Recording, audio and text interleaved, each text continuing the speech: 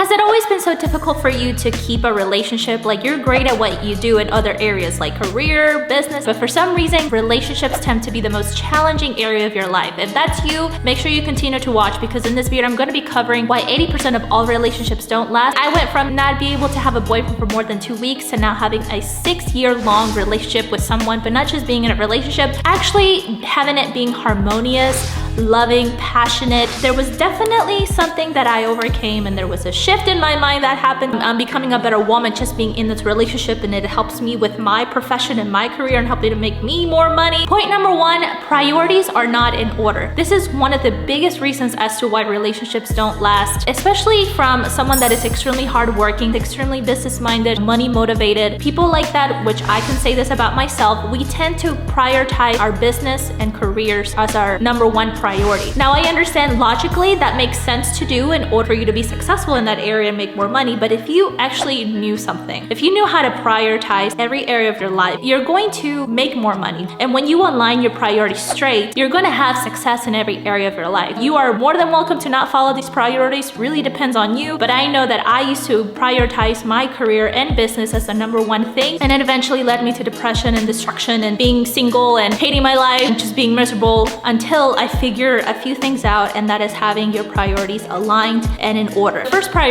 is that I put God first as number 1 priority in my life. Why? Because sometimes we need to depend on somebody. We may feel like we have to depend on ourselves all the time, but sometimes that's not always the best case. I do believe that God is the CEO of my life. Everything that we have is on loan. Number 2 is my relationship. I know when I put God as my number 1 priority, I am helping my mental health. I'm helping to be a better person for my relationship. And then the other priorities, my family, and then lastly is my business. So when that priority is number 1 over your business, you're gonna make far more money. Why? Because you're gonna have a better attitude. You're gonna enjoy your work even more. And you cannot wait to go home and just be with that person that you love. So having those priorities be aligned, it's like a manual. We need that type of manual in our lives to be able to do so well in every area of your life. If you don't trust me, try it out. If you're in a current relationship, put that relationship first over your business. You're not gonna make less money. One of the biggest fears as hardworking entrepreneurs that we have is if we put our relationship over our business, we're gonna be capped or have less money coming into the bank. Wrong. If you flourish in this thing that you do in your home life, it's gonna translate to bigger heights in your business and career. The next point, and this is from my point of view, your partner's not willing to invest into themselves. You obviously are watching this video for a reason. You love to invest into yourself. You love learning new things. You want to improve your love life by watching this video. I get it. But if the other person's not willing to do that, it's gonna be a little bit of a tougher road, because you can't just be the only one investing into yourself. Both partners have to invest into themselves to actually come together and build an empire together and build each other up. When they invest into themselves, they're gonna automatically know these things to obviously come together as partnership and help you along the way. Maybe I'm wrong, but I know for a fact when I did invest into myself, I sucked.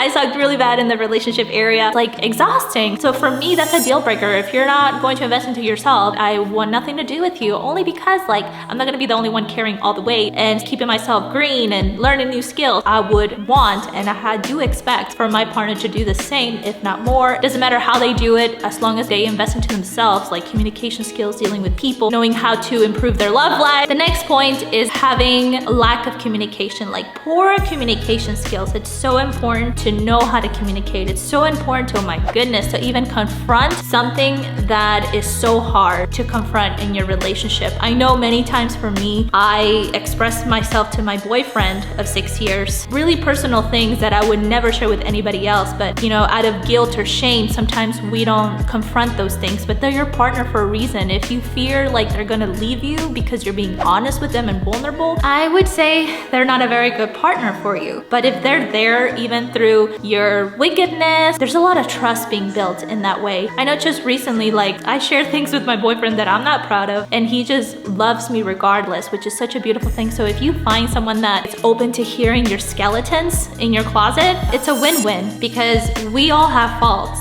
We all make mistakes. So when you can share vulnerability in the things that no one talks about ever, and you confront those things, I'm telling you, it just creates a lot of trust in the relationship. I see other couples, let's say that, there's cheating involved, there's infidelity involved. I do believe it's because there's no confrontation happening. They're not investing into themselves. They're not going to counseling. They're not going to therapy. For couples to go to counseling or therapy, it doesn't make them look weak. It actually makes them super strong, because they know that every relationship, it's not perfect. They know that there's always some junk in each relationship, no matter where you're at. We take counseling classes. It just strengthens our relationship even more, because we're confronting. Be a confronter. And when I say a confronter, it's not a negative thing. You're confronting your demons. You're confronting your issues with your partner, and you're not being mean about it. It's something that's going to create more trust, and now they can come to you and share their skeletons with you. It's hard confronting, but when you do it more and more and more, you're freer, and your sex life is also going to improve. You're going from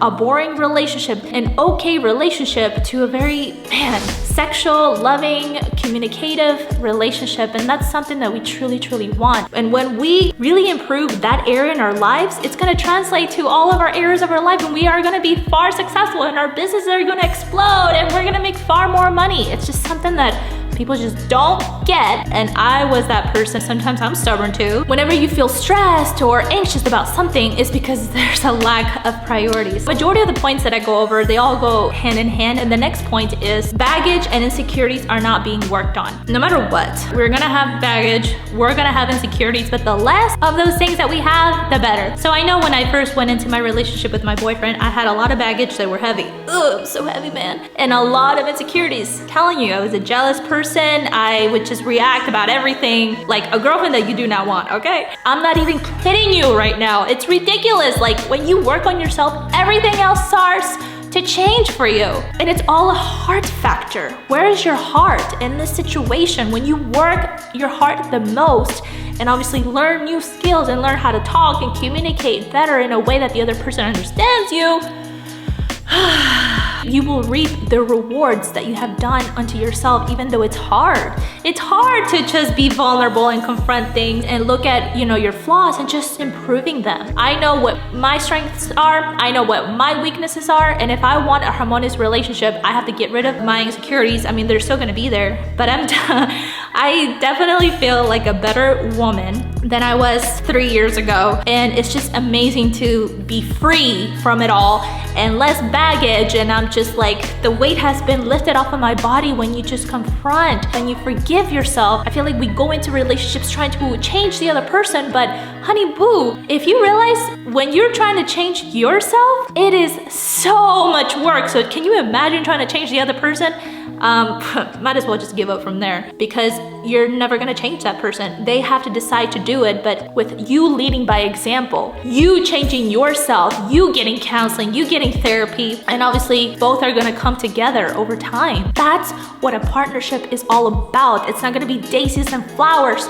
No, man, if you're watching this, women want your love. They want you to listen to them, and you're gonna make far more money when your girl is super happy. Best believe you're gonna flourish in your business and your career and feel more fulfilled. And women, especially for the ones that are super hardworking, you gotta know your roles in the relationship and still being your beautiful self, your dominant self, your masculine self, if you want to call it that way, while living a beautiful, meaningful relationship, a meaningful life. So we all have baggage. I don't care who you are. We all have insecurity. So work on you, work on your heart the most, and you're gonna see your relationship revolutionize. And I'm sharing all of this because I lived it. I understand the results from it. The other point is lack of respect.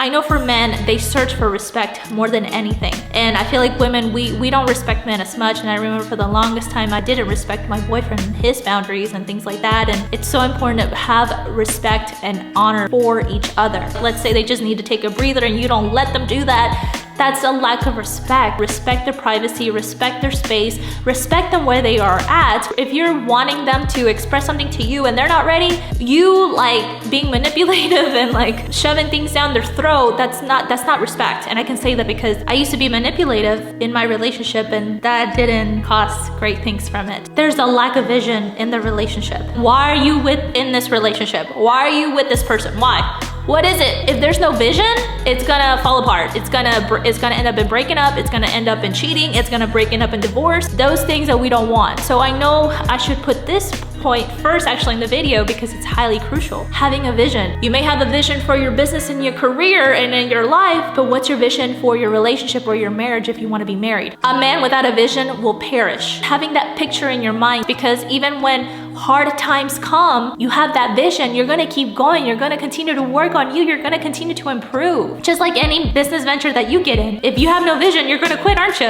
Yeah, it's the same thing with a relationship. If you have no vision, you're gonna end up just being exactly where you're at because of lack of vision. Even just writing down what you want in your relationship. What is your vision for your marriage? What is the vision for your relationship? What is the vision of your husband? What is the vision of your wife? What is it? Write it down, get so specific, because in order for things to be dynamic, you have to be specific and just start there. I know for me, I had to get things extremely perfect and in order and things like that, but it's so humbling just guessing what is that for you, just dreaming again. What is that for you? You want more sex in your relationship? Write it out. You guys both want to be healthy and eat well and live in this type of home. What is it? Write all that stuff down, get so specific, and that is a great start because that is exactly where I started. I wrote 3 pages. You don't have to do this, it really depends on you, but I wrote down 3 pages of what I look for, of what I want in a relationship, in a marriage, in a husband, in myself. And when I came across my boyfriend today, he provided all of that and more. Give it a try. What do you have to lose? Watch this video next on the biggest reasons why relationships fail. I answer all the questions that you have in your relationship, or if you're looking to be in one, make sure you subscribe to the channel, like and comment any takeaways that you have. I look forward to seeing you in the next video. Have a great day.